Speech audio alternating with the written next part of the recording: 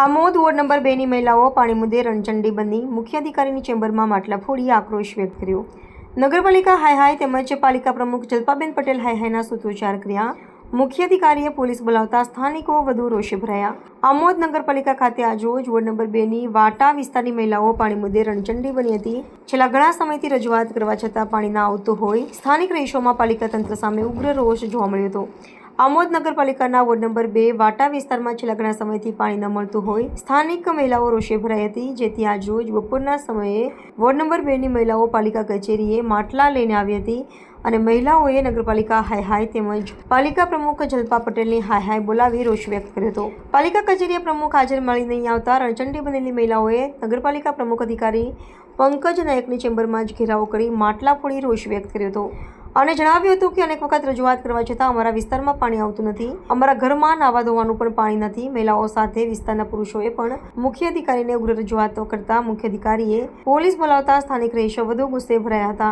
પોલીસે બધાને ચેમ્બરની બહાર નીકળવાની સૂચના આપતા જ મહિલાઓ એક જ જૂટ બની મુખ્ય અધિકારીની ચેમ્બરમાં જ બેસી ગઈ હતી અને જણાવ્યું હતું કે અમે અમારી સમસ્યા લઈને રજૂઆત કરવા આવ્યા હતા।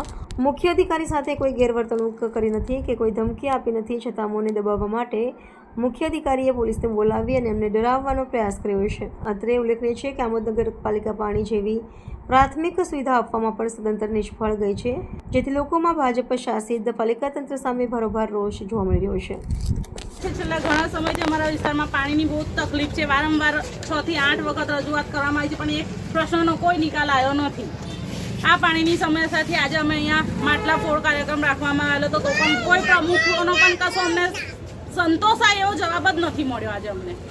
અને હજુ પણ પ્રમુખ પણ હાજરી પણ નથી આપી એમને। તમે આયા ચીફ ઓફિસરે શું કર્યું?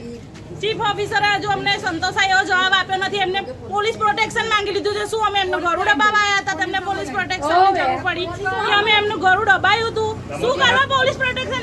આમ પબ્લિક એમની આગળ રજૂઆત કરવામાં નહીં આવે તો કોની આગળ રજૂઆત કરશે? નગરપાલિકામાં પબ્લિક રજૂઆત ક્યારે કરવામાં આવે કે જ્યારે એમને વારંવાર તકલીફ, આટલા સમયથી અમે તકલીફ વેઠી રહ્યા તો એમને અમારા પ્રશ્નોની નિકાલ કેમ નથી લાવવા માંગતા એ લોકો?